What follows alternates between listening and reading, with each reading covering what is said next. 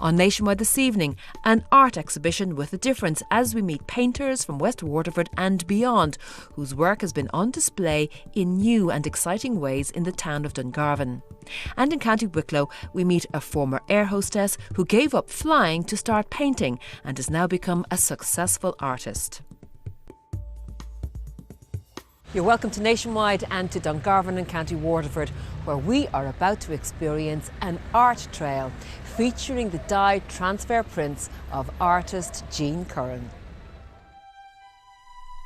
Jean has created a series of selected frames from the original 1958 Technicolor movie Vertigo, and then printed them using the same process by which the film was made.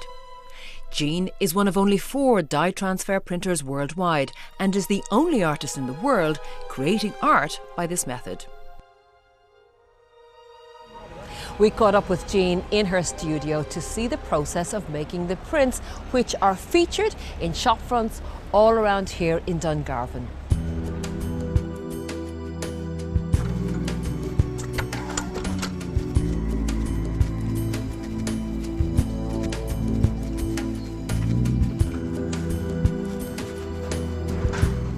So I'm from here in County Waterford. I grew up about a mile from where I live and work here now. I studied photography in St John's College in Cork, and it was when I started photography there that I first walked into a dark room, and as soon as I was in, I knew I was going to love it, and that was the thing for me. I loved processing my own black and white film and making my own black and white prints, and I did some colour printing.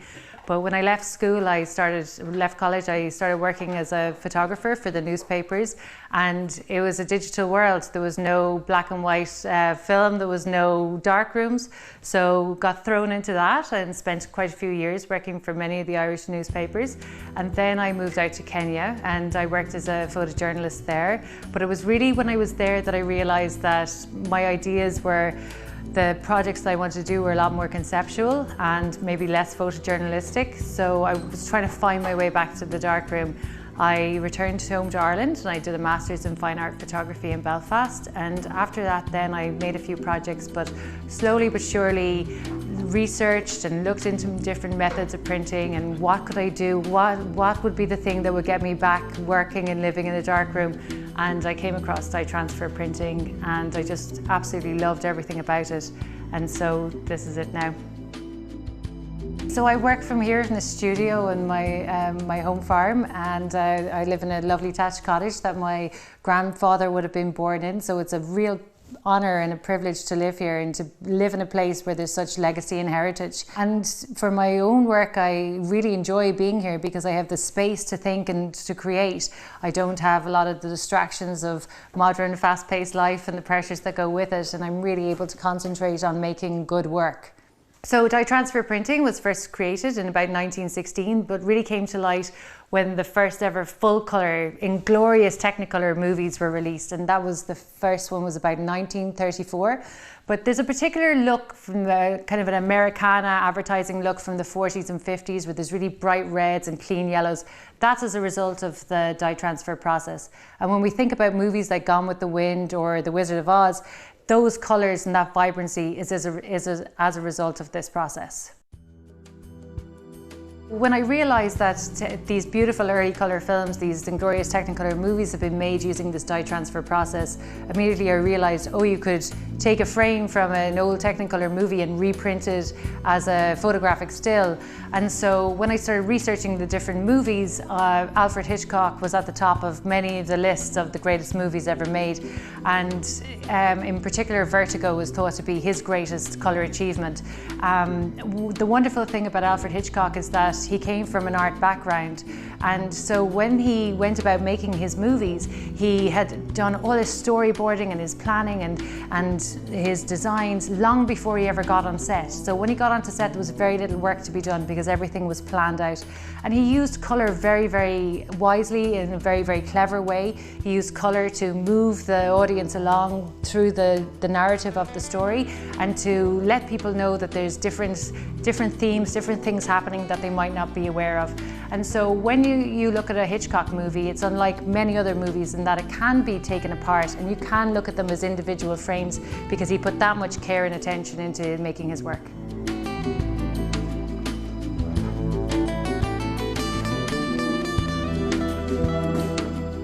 process is a long-winded, difficult process. So from start to finish, it usually takes about 2 weeks to make the first print.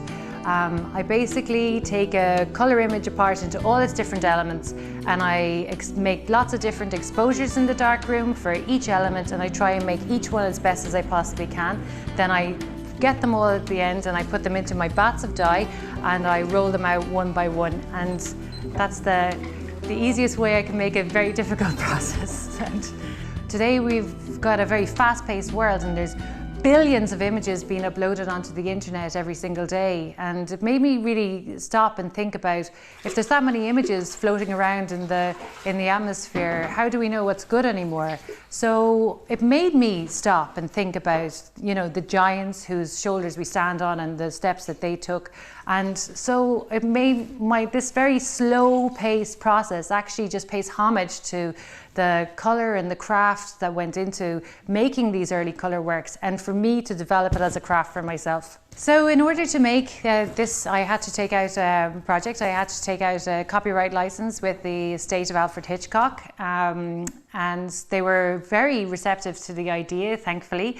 And then also I had to take out another license with Universal Studios, as Universal Studios hold the original camera negative of Vertigo.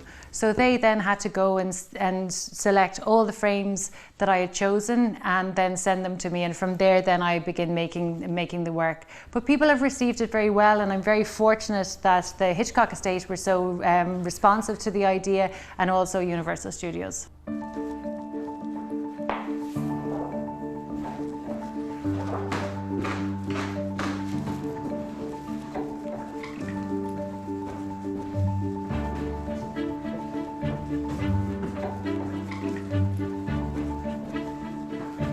I'm very fortunate. I've had solo shows of this project in New York, LA, London. I have one opening in Munich in June, but this is going to be the first national showing of the Vertigo project, and I could not think of a better way for it to be than in my hometown of Dungarvan.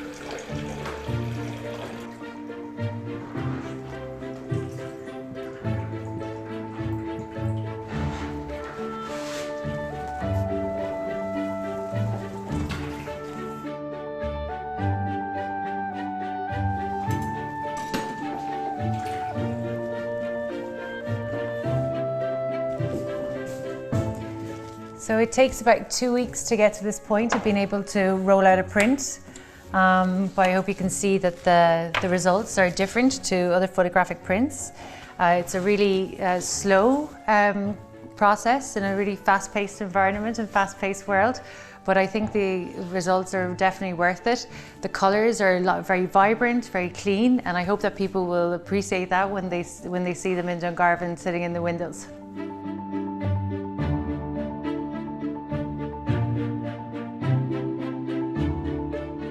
Well, the wonderful thing is that people have been so responsive to the idea. So during the first lockdown, I was very much missing the idea of being able to access artwork, or knowing that travel was going to be limited for some time. And so I approached the Waterford City Council Arts Office and with an idea of putting on an exhibition in the vacant shop fronts. And they brought in then Creative Ireland. And so together, the Arts Office, Creative Ireland and I have created this exhibition.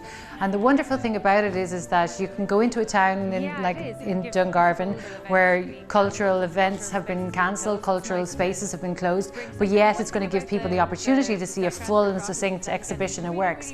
And what better way to show it than to have to walk throughout the town and to have them framed with these beautiful old shop fronts. It's going to be just great.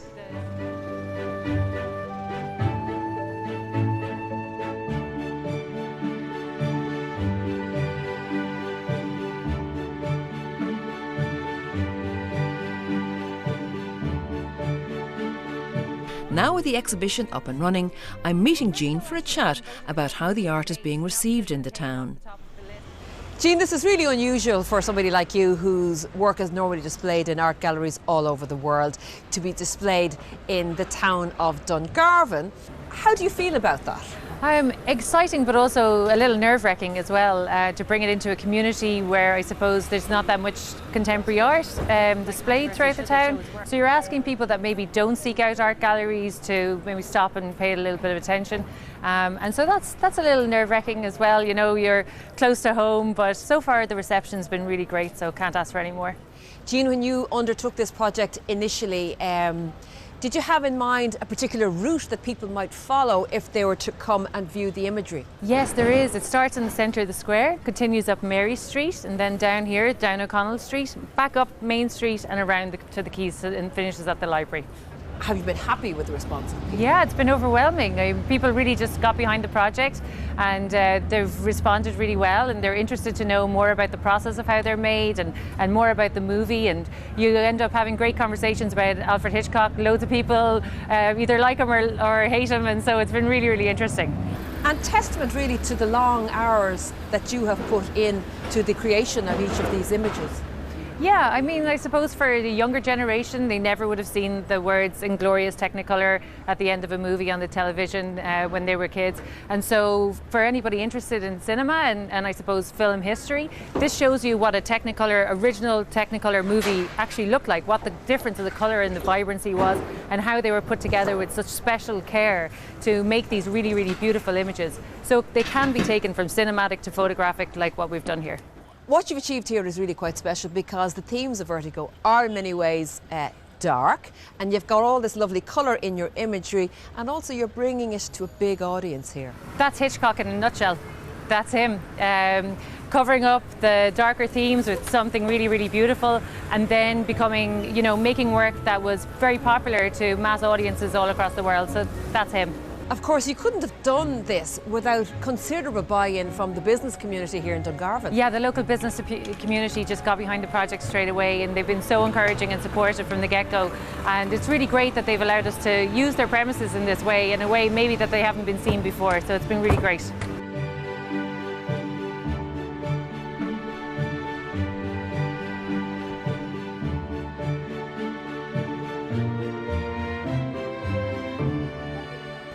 Well, we're going to take a break now, but don't go away, because when we come back, we'll be bringing you more from the artwork in the shop fronts in Dungarvan, and we'll also be meeting artist Brenda in County Wicklow. We'll see you shortly. You're welcome back to Nationwide and to Dungarvan in County Waterford, where we're following an art trail of work by print artist Jean Curran.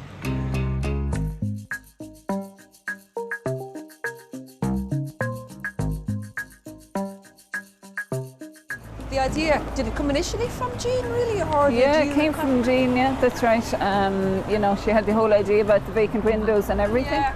The project is supported by Creative Ireland, and Catherine Collins worked with Jean to bring the exhibition to the shop fronts in Dungarvan. I mean, this initiative, Catherine, very much bringing art to the people.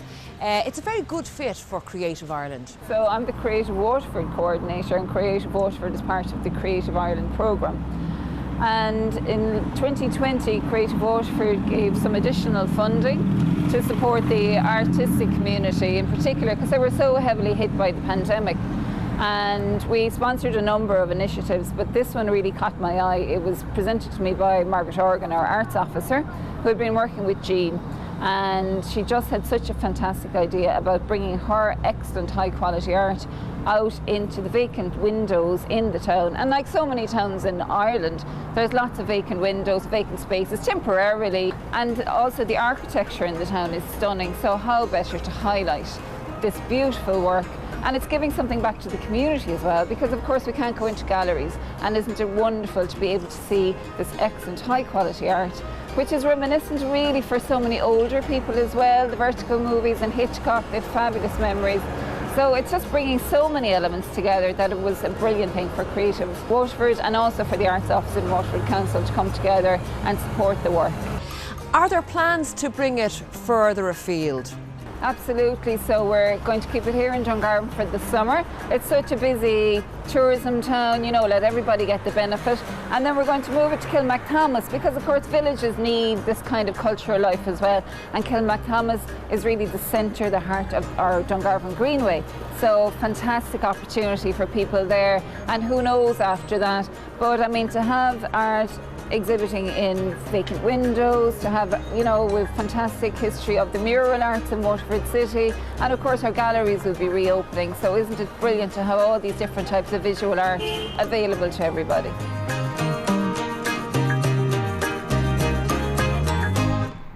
David Walsh is a business representative in Dungarvan. David, this is a really nice initiative for members of the business community here in Dungarvan to get behind. Absolutely, yeah. It's a fantastic addition to the town. Delighted that Jean has chosen Dungarvan to do it, obviously with the support of Waterford Arts Centre, Waterford County Council. It's brilliant. There's a lot of empty businesses around the town, unfortunately. With the year we've all had, it's starting to come out of it now, but some of these businesses are actually empty with the last few months and a year or so.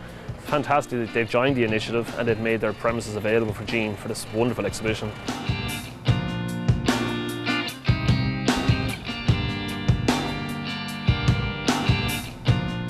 The exhibition is continuing for the summer months. Would you be hopeful that this might generate some extra footfall to the town? We certainly hope so. It's a unique product that nowhere else in this country has actually had, so we're delighted to have Jean's exhibition come to the town. Footfall hasn't been an option for us now for the last few months. We're now currently opening up, which is fantastic. June bank holiday coming soon. We'll have people coming from all over the country overnighting, so I think it's going to actually bring people down, and hopefully you can share this message for us, which is great. And what was the level of interest from people who are part of the Chamber in getting involved in this? Absolutely, yeah. I'm involved in the Chamber of Commerce myself locally. We've spoken to a lot of the businesses and there's actually no shortage of offers to provide their premises, which is great.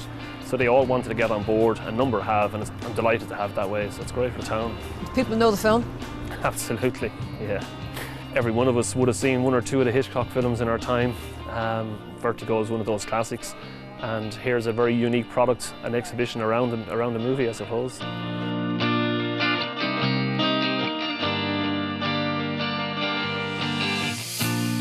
And you know, the artwork on display around Dungarvan really is a great addition to the shop fronts here in the town. Next we head to County Wicklow for a story about art and enduring love. Valerie Waters went to meet a couple who have been together for over 30 years. And artist Brenda Malley says she's enjoying what she describes now as the best painting years of her life. The story of Brenda and Michael Malley is indeed a love story. Or do we go somewhere new? I'll take care of that. Brenda worked as an air hostess for Aer Lingus in the 1980s. On a flight to New York, she set eyes on Michael and knew in her heart that he was the one. I was called in from reserve to do a New York flight. He was sitting on the aisle, and I knew during the flight, this is the man that I will marry. It was very clear. I saw it happening just like that. I met Brenda March of '84. We were married in December '85. And we had a transatlantic relationship, the best that we could during that time frame. However, when we actually were married, we calculated we only had 5 weeks time together. So there was a leap of faith. And there was a bit of this term we have in the family, jumping off the platform. But we knew it was the right thing, and it was a good thing. And here we are, 33 years later. I moved, I thought forever. I was emigrating to Texas. And our 3 children were born there. But after 12 years, Michael had a job opportunity with an American company to do a project in Dublin. So we came back. The idea being that we'd be here for a few years on assignment, but we actually never went back. The Malleys live in Greystones, County Wicklow. Brenda is a painter and Michael is Brenda's administrator. He takes care of all her website correspondence. His skills are in business, as he worked in corporate life for 40 years. My family heritage is Irish-American. Ireland is very much home.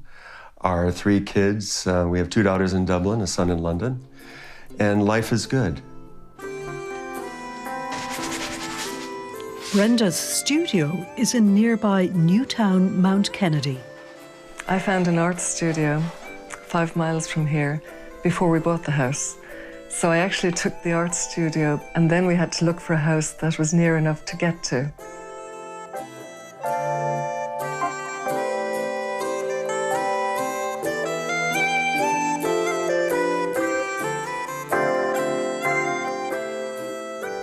Brenda also teaches at the Schoolhouse for Art in Enniskerry.